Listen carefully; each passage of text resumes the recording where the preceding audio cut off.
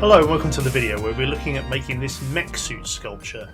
Now this is going to be my entry for the original Mecha Contest 2023, so this is becoming a bit of a regular thing for me. This is my third entry to the contest, and I've been quite impressed with some of the previous entries other people have done where they've sculpted their pieces rather than scratch build them. So they've actually sculpted it from scratch out of clay rather than using sort of found objects or kits to put that together.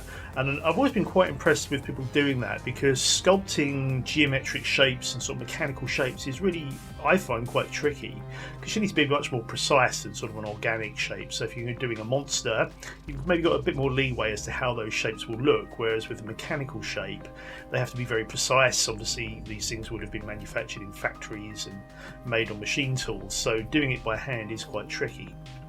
But I like the idea and I wanted to have a go. So what I'm doing here is to sculpt this figure out of epoxy, in this case, which is a material that I've sort of been using in previous videos that you might have seen.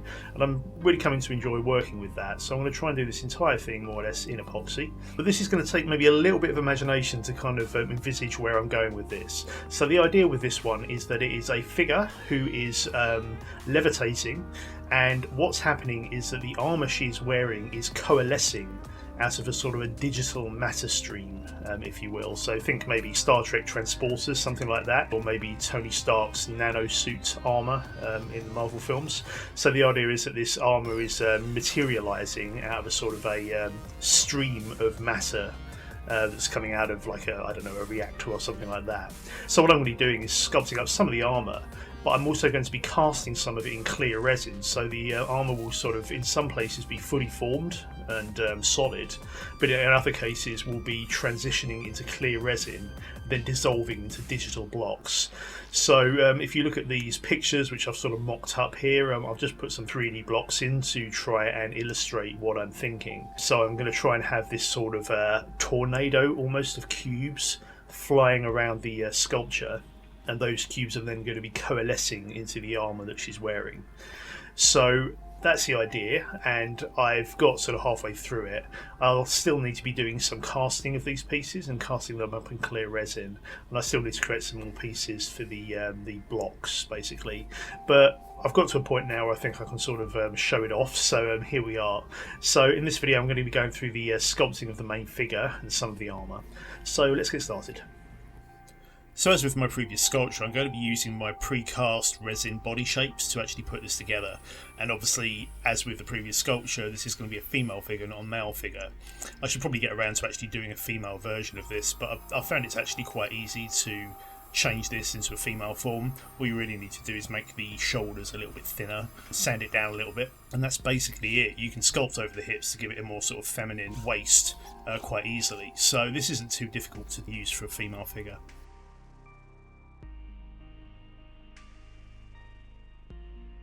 Now, as before, I'm going to use some screws to fix this into the pose that I want.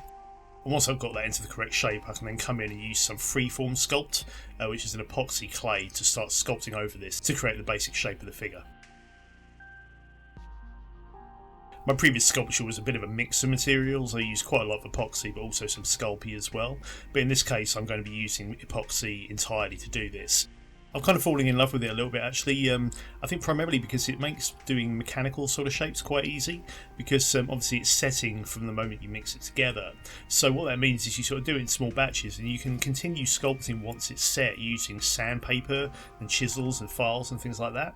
So what I've found is that it's actually quite good for doing mechanical shapes, because you can sand smooth areas down, like, you know, armour pieces, you can sand smooth quite easily.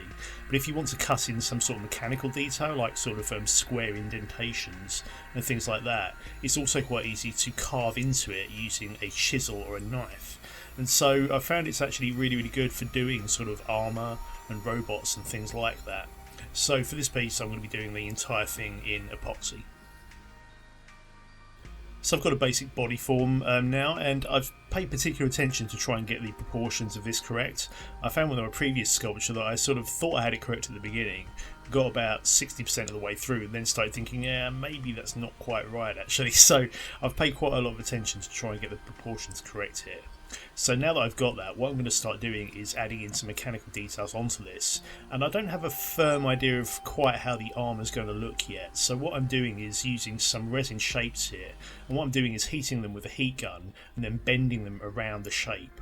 What I want to do is sort of slowly build up some basic mechanical detail on this and sort of slowly find my way through it to try and sort of come up with an idea for the look of the piece.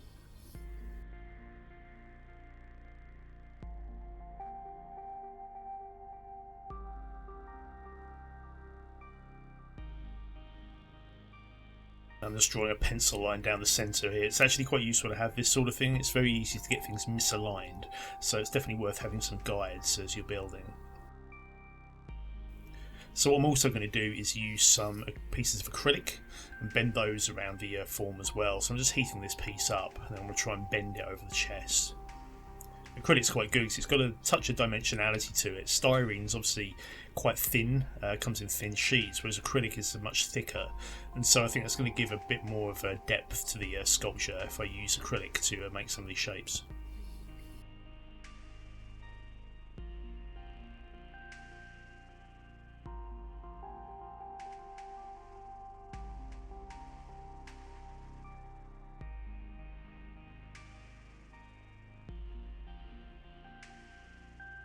So I'm going to also use a technique which I've used a little bit on previous sculptures, and that is to use some aluminium wire to make some armour panels on the body. So what I do is to bend the aluminium into the shape, and because it's soft it can follow the contours of the sculpture very easily. So what I do is make the outline of some armour panels on the body and then use some epoxy to fill in the interior. So using that technique, that allows you to get some very sharp edges on the shapes that you're making and also bend them over curved surfaces. So now that I have this shape, I can now glue it in place onto the sculpture, and let's use some super glue for that. I can then come in and fill in the interior with epoxy. Now what I'm using here is actually Aves epoxy. So what I've found is that using the smooth on freeform sculpt is great for doing the sort of main structural shapes of the body. So it dries really hard, but it's also quite sticky and has a little bit more of a sort of a chemical feel to it than the Aves epoxy. So I don't really like handling it too much. So the method that I've sort of found myself doing is to use the freeform sculpt for sort of the larger structural sections, and then using the Aves epoxy for the detail sections. And the Aves epoxy can be smoothed down with water, so it's just a little bit easier to work with than the freeform sculpt. So at this point I was still trying to figure out a sort of an overall look for the piece, so what I've decided to do is to bend some more acrylic around the leg to create some mechanical detailing there.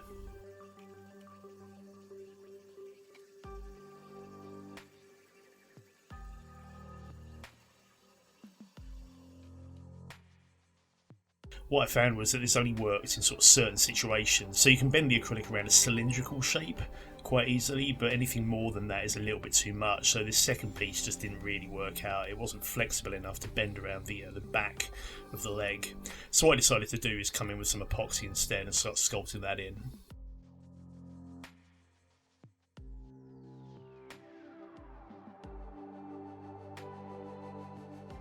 And once that's set, a bit of sanding allows me to blend it into the acrylic quite easily.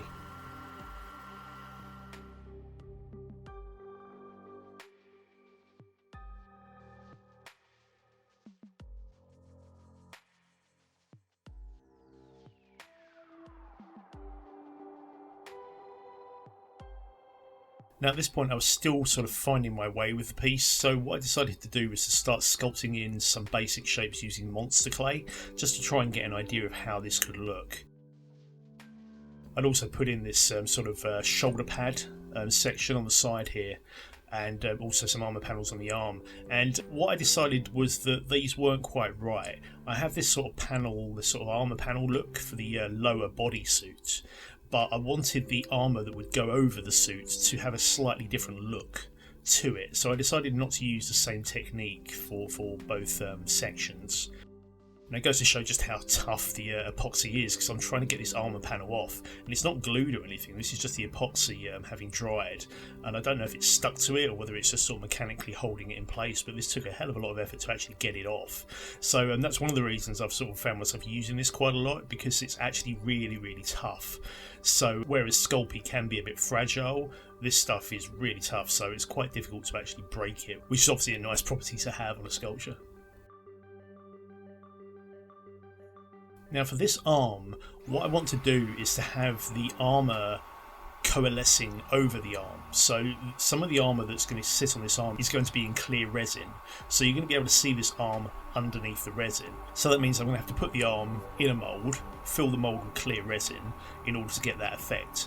Now there's the potential for that to go wrong, of course, and I don't want to have just one shot at it. So what I'm going to do is cut this arm off and make it attachable. And once I've finished this arm, I'm going to make a mould of it so then I can cast up multiple. So if one of my clear resin casts goes wrong, I can just cast up another arm and have another go.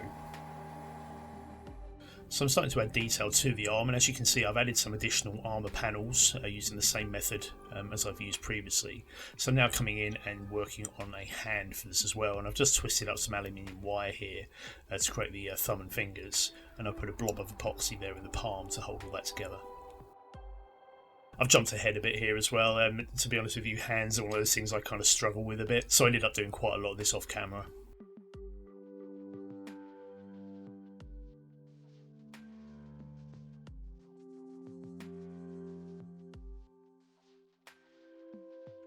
Something I also want to do is use some of my resin shapes to add some additional mechanical detailing. So what I'm doing is using a Dremel to cut out a cavity in the leg here to put this sort of pivot point in, and that's going to allow me to put a cast resin shape in that gap.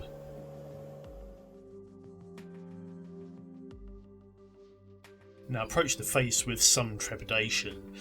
Obviously the epoxy is setting from the minute you mix it up, so you've only got a small time frame in order to work on it. I mean, small relatively speaking, you've got a couple of hours probably, but generally speaking faces take me several days of back and forth before I get to a point that I'm happy with. So the prospect of doing this in a shorter time frame was a little bit daunting. But of course with epoxy you can do it a bit at a time, so I figured that as long as I sort of work slowly and slowly build it up, it perhaps might not be too bad. And I actually found that this wasn't quite as bad as I thought it would be. I was sort of anticipating the getting to a point where the epoxy had set and it wasn't quite right, and then I would be able to go back and easily adjust. But actually I found that I got through this okay, and I'm pretty happy with the result. The face isn't going to be completely on display, it's going to be covered by a helmet, and some of the face is going to be on display because the helmet's going to be cast in clear resin as well. And so the face will be partially visible but also partially covered. But nevertheless I want it to look as good as it can. Right, so there's the face, and I'm pretty happy with that, I think. So what I want to do now is start building up the helmet. So what I'm going to do is glue a resin piece on the back, and I've got to stop using these things, but they're just really cool, and they're sort of never the wrong choice, to be honest with you. So what I'm going to do is glue this on the back of the head. So what I've done is to sand down the back of the head, just to make that look a little bit more natural on the back.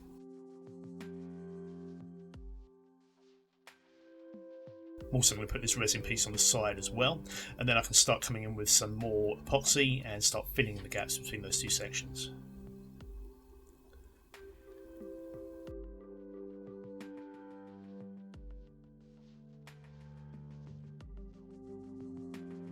Now for the rest of the helmet, I started sculpting this up in monster clay, simply because I wasn't quite sure what it should look like. Sci-fi helmets can be all manner of shapes, so I wanted to come up with something that looked cool but that also didn't look like something that I'd already seen somewhere else, and I've sort of settled on this basic shape. Now there is a touch of the Predator to it and maybe a touch of the Alien. I don't really mind that too much. I've sort of consciously been trying to work in a little bit of the sort of alien anatomy into this, only a little bit, but I don't mind that. But I'm going to add some additional details on the front of this to try and further differentiate it, so I quite like that for a basic shape. So what I've done is to cover the face in masking tape, and then I can come in with some more freeform sculpts and start sculpting this up. So once again, it's working in lots of small steps just to try and get the basic shapes in. This stuff's actually really soft when it's first mixed up, so what you have to do is sort of just chuck in the basic shape and then slowly refine it as the epoxy cures. Once it's dry, I can start sanding that down to get a nice smooth finish on it. Now, the helmet's actually quite large, which is, deliberate, that's what I'm going for. But I started thinking, well, actually, maybe the rest of the armour needs to be a little bit thicker in order to accommodate it. So what I've done is to just add some monster clay to the side of this to see what this might look like. And I'm actually quite liking that that sort of shoulder protrusion. It's very similar to what you see on the Xenomorph, on the Alien, but that's cool, don't mind that. So I'm going to go ahead with that, I think.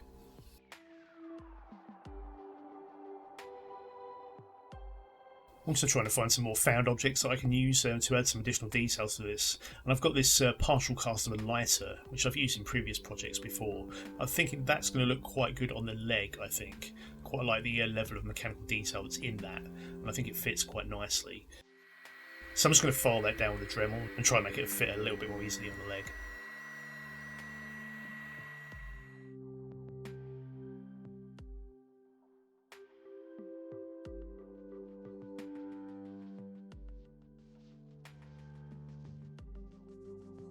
I'm also trying to figure out something for the main chest as well. I want to have some armour that is partially formed on the right hand side but in clear resin on the left, and so I'm trying to find something that would look quite good on the front. And what I've got is this old SD card reader, which I thought might look quite nice on the front. Ultimately I decided not to use this, but I do quite like the shape, so I'm kind of figuring it might make sense somewhere. What I ended up doing in the end was to actually sculpt over the chest instead to create sort of a breastplate. So I've got this piece of bent acrylic which I had before, which has been knocking about for a while. I was going to use it on the leg, but it didn't really fit. And I've also got this further acrylic piece as well. So what I've done is use those two pieces for a sort of a centrepiece, and then I've sculpted over the rest of it with more epoxy. So on the left hand side, that's going to be in clear resin and sort of dissolving into digital blocks. So what I'm doing is just dremeling out some of that, and I'm going to then come in with some more epoxy and start sculpting in some cube-like shapes. So what I've done is to take a resin cast of a cube and glue it to the end of a stick. I'm going to just push that into the epoxy to try and start creating a sort of a digital look to the armour.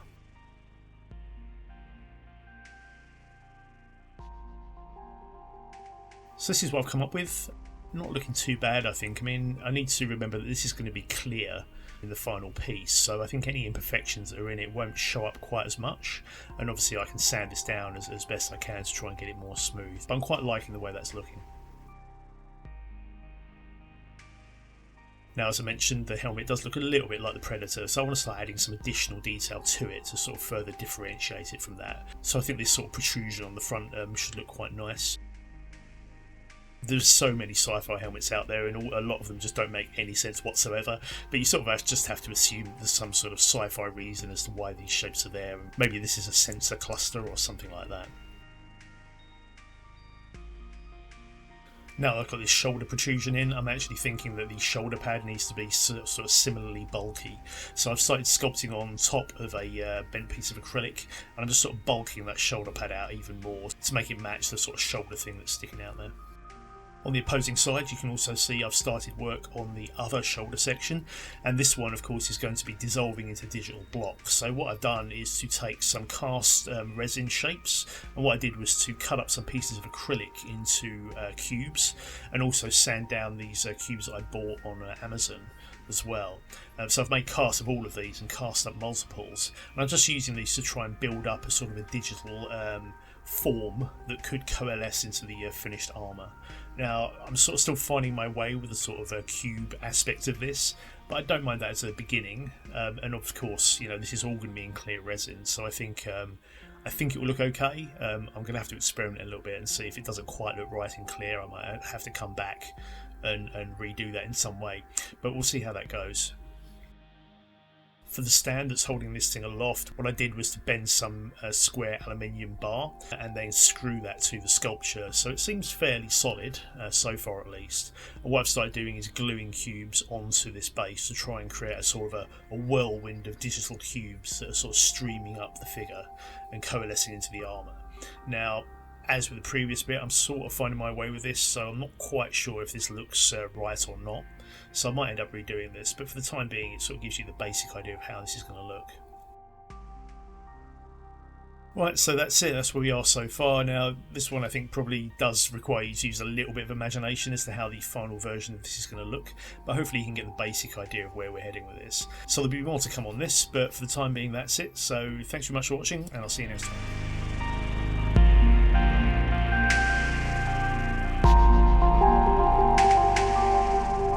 Thanks very much for watching. I'll be posting more videos on this project and others, so if you'd like to keep up with what's going on, please do subscribe. Alternatively, you can visit my website, which is www.thedarkpower.com, or you can find me on Facebook. Just search for The Dark Power.